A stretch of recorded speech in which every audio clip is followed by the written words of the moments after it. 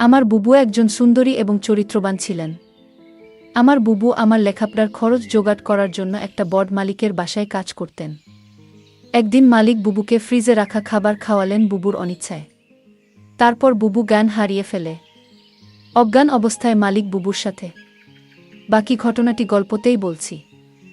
আমার বুবুর যখন বিয়ে হয়ে যায় আমি তখন ক্লাস 9-এ পড়ি। স্কুল থেকে ফিরে শুনি আজ বুবুর বিয়ে। আব্বা আমাকে বললেন, শিবু ঢাকা থেকে মেহমানরা আসবে, তুই এক ছুটে বাজারে যা, আফজালকে বল তার ডেকোরেশনের চেয়ার পাঠাতে। আমি এক দৌড়ে বাজারে চলে গেলাম। আফজাল চাচাকে যখন সব বলছি, 2টা প্রকাণ্ড গাড়িকে বাজার পেরিয়ে আমাদের বাড়ির দিকে যেতে দেখলাম। আফজাল চাচা বললেন, যা রুন্নার অনেক ভালো ঘরে বিয়ে হলো, তোদের অবস্থা এইবার ফিরবে। বুগুর কি সত্যি ভালো বিয়ে হচ্ছে? আমি জানি না, আমি শুধু জানি বুগু চলে যাচ্ছে আমাদের বাসা থেকে। তারপর কি হবে? কে আমাদের খাবার রেঁধে দেবে? কে আমাকে চুপি চুপি তার মাটির ব্যাংক ভেঙে আমাকে মেলায় যাওয়ার টাকা দেবে? বুবুকে ছাড়া যে আমার জীবন চলতে পারে আমি সেটা কল্পনাও করতে পারি না। কলেজের এক প্রোগ্রামে আমার সুন্দরী বুবুকে দেখে নাকি দারুণ পছন্দ করেছে এক বড় লোকের ইঞ্জিনিয়ার ছেলে।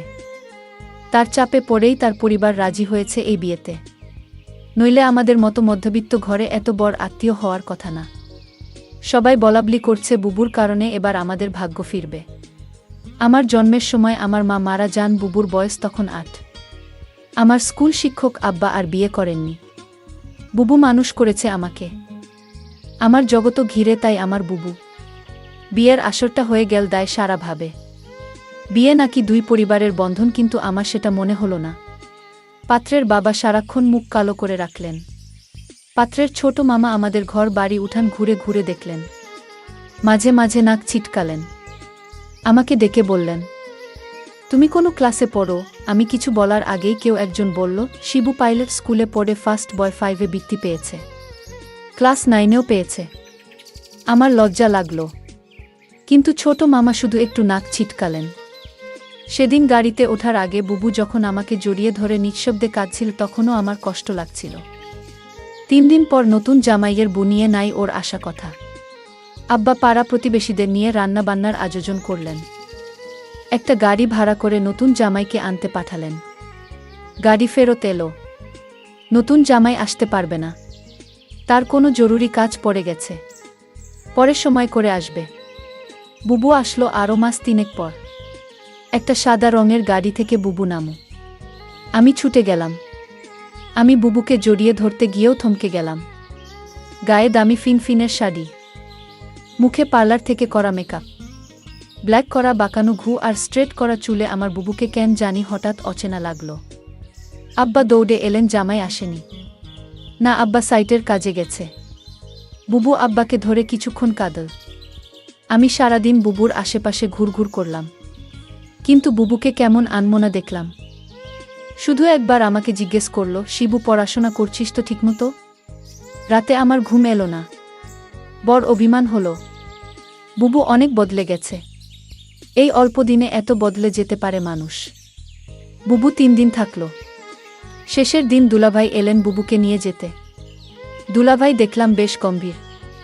আমাকে ডেকে বললেন, কিরে শিবু, পড়াশোনা করিস ঠিকমতো নাকি সারাদিন বাদরামি? আমি কিছু বললাম না। দুলাভাই আসার পর থেকেই বুবুর মুখটা কালো হয়েছিল। কারণও দেখলাম তার। আমাদের সামনেই কপাল কুঁচকে 2 বার বুবুকে ধমক দিলেন দুলাভাই। বুবু চলে যাওয়ার পর সেই রাতে আব্বা আমার ঘরে এলেন। অপরাধীর গলায় বললেন, শিবু তুই তো অনেক বড় হয়ে গেছিস, বলতো তো আমি কি কোনো ভুল করলাম? আমি হয়তো সত্যি বড় হয়ে গেছি। মনের কথা চেপে বললাম, কেন সেটা বলছেন? বুবু অনেক ভালো আছে, কিন্তু আমি ঠিক জানি আমার বুবু ভালো নেই। বুবুর হাতে কালশিটে দাগ দেখেছি। আমার হাসি খুশি বুবু কেমন গুটিয়ে গেছে। মাত্র 3 মাসে, এর ঠিক 1 বছরের মাথায় আব্বাজান মারা গেলেন। আমি একা হয়ে গেলাম। পাড়া প্রতিবেশীরা বুবু দুলাভাইকে চেপে ধরলেন আমাকে নিয়ে যাওয়ার জন্য। বুবু উৎকণ্ঠা নিয়ে দুলাভাইয়ের মুখের দিকে তাকাল। দুলাভাই কিছুক্ষণ ভেবে বললেন, শিবু চলুক, কাজে লাগবে অনেক। কাজেই আমি আমার বই খাতা নিয়ে বুবুর বাসায় উঠলাম। দুলাভাইয়ের পোস্টিং তখন আমাদের গ্রামের কাছেরই শহরে, ছোট ছিমুছাম 2 রুমের বাসা। আমি 1 রুম ভাগে পেলাম। শহরের একটা স্কুলে ভর্তি হলাম। দুলাভাই চাকরি পাশাপাশি কন্ট্রাক্টরের ব্যবসা করতেন। একদিন আমাকে বললেন তার সাইটে গিয়ে কাজ তদারকি করতে। আমার স্কুলের ক্লাস মিস হতে লাগল। আমি বই খাতা নিয়ে কাজের সাইটে চলে যেতাম। সারাদিন কাজ শেষে বাসায় ফিরে খুব ক্লান্ত লাগত। আমার রেজাল্ট খারাপ হতে শুরু হলো। বুবু একদিন ভয়ে ভয়ে দুলাভাইকে বলল, শিবু ভালো ছাত্র, ওর পড়াশোনায় ক্ষতি হচ্ছে না তো? দুলাভাইতে উঠলেন, গরিবের ছেলে খেতে খেতে হবে। পড়াশোনা করে কি হবে? যতটুকু দরকার ততটুকু শিখলেই হবে। বুবু তাড়াতাড়ি বলে উঠলেন, ঠিকই তো শিবু, পড়াশোনা করে প্রতিষ্ঠা পেতে সময় লাগবে, তুই দুলা ভাইয়ের সাথে কাজ শেখ, অনেক কাজে লাগবে। আমি বুবুর কথায় অবাক হয়ে গেলাম, এই বুবুই আমাকে তৈরি করেছে। সবসময় বলতো পড়াশোনা করে একদিন অনেক বড় হতে হবে, পড়াশোনা ছাড়া আমার আর কোনো কাজ নেই। আজ কত পরিবর্তন। আমি দুলাভাইয়ের সাইটে কাজ দেখতে লাগলাম, ক্লাস 9-এর একটা কিশোরের জন্য নিশ্চয়ই খুব সহজ কাজ, কিন্তু আমি শিখতে লাগলাম, সাথে পড়াশোনায় করতাম সাইটে। সাইটের লোকজনের কাছেই খবর পেতাম দুলাভাইয়ের কর্মকাণ্ড নিয়ে। দুলাভাই আরও কয়েকজনের সাথে প্রেম করে বেড়ায়। আমি টের পাই। মাঝে মাঝে বুবুর চাপা কান্নার আওয়াজ পাই। সকালে কিছুদিন বুবুর হাতে নতুন কালশিটে দাগ, বুবু লুকাতে চেষ্টা করে। আমি বুঝেছি দুলাভাই বুবুকে অন্যায় অত্যাচার করে। আমার বুবু অনেক বদলে গেছে। আমার মনে হয় আমাকে নিয়ে বুবু ভারী অস্বস্তি বোধ করে। কেমন পালিয়ে বেড়ায়, দেখা হলে ঠিকমত কথা বলে না।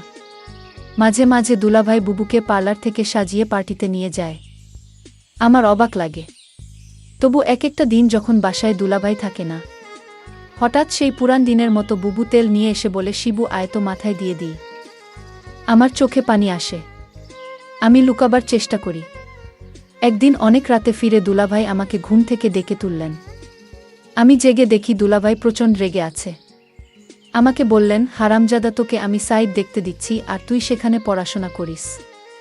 আমি চুপ করে দাঁড়িয়ে রইলাম। হঠাৎ করে দুলাভাই আমার চুলের মুঠি ধরলেন। বল, আজ সাইট থেকে 1 লাখ টাকা চুরি করেছে কে? নাকি তুই করেছিস? আমি অবাক হয়ে গেলাম।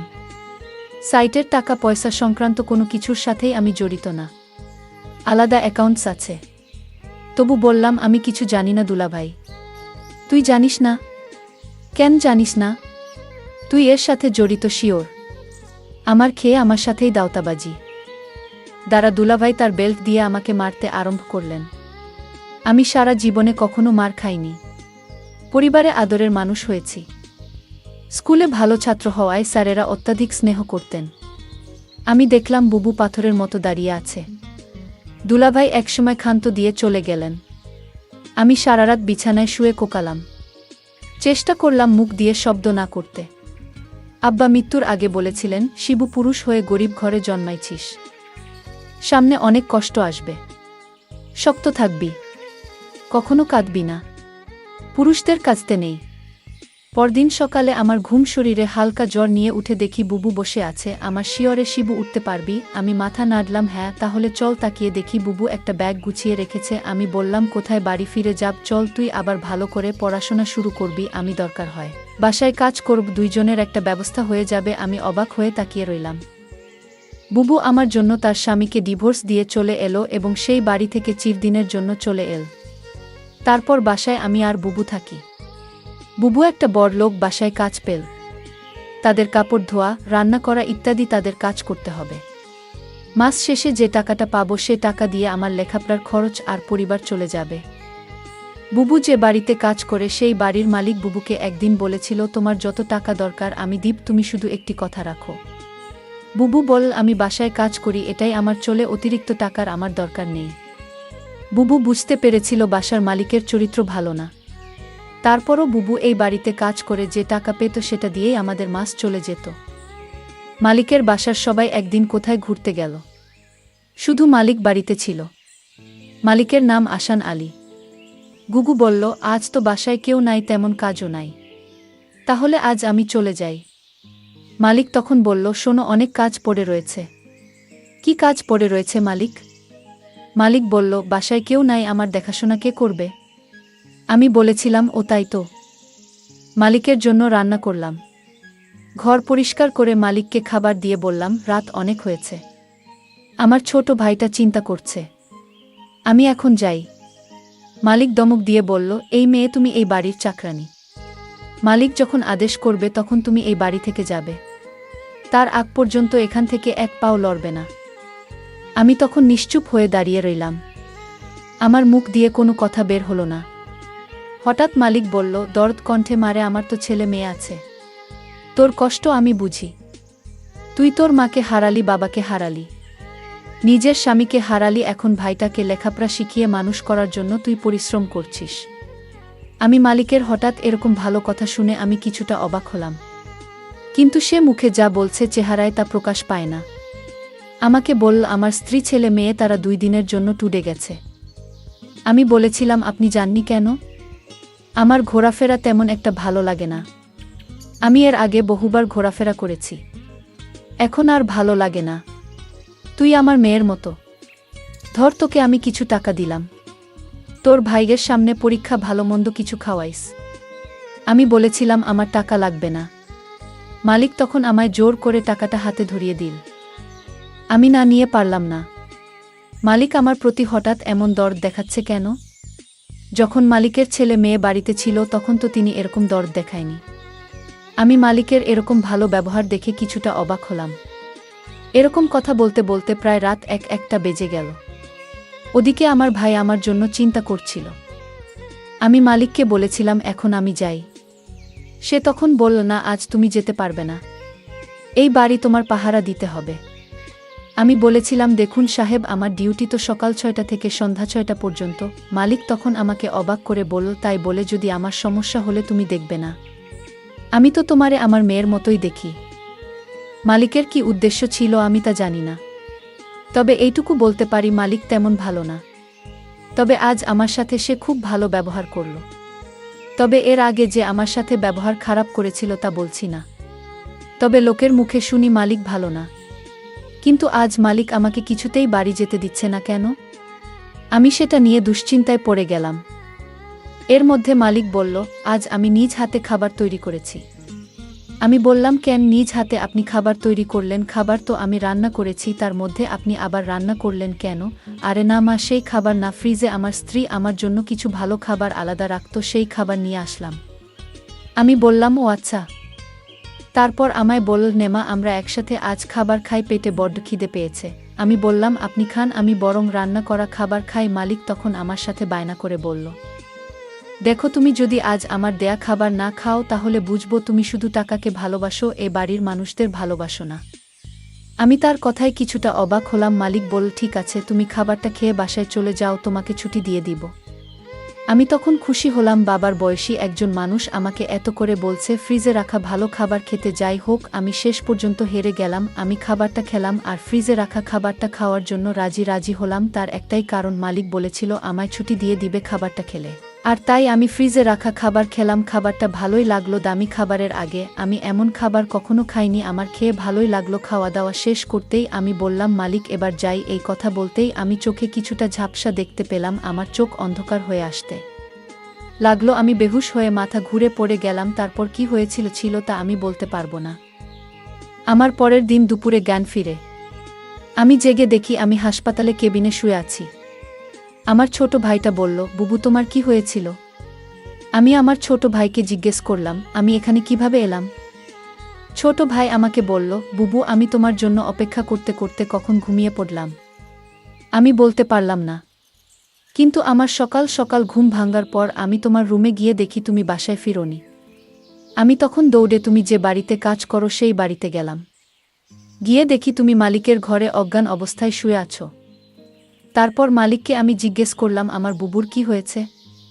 সে বলল, ঘুমিয়ে আছে, কি আর হবে? তবে তোমার বুবুর মনে হয় প্রেসার কম হয়ে গেছে, তাই ক্লান্ত হয়ে শুয়ে আছে। আমি বলি কি, তোমার বুবুকে হাসপাতালে নিয়ে একটা সেলাইন দাও, তাহলেই সব ঠিক হয়ে যাবে। টাকা যা লাগে আমি দিয়ে দিচ্ছি।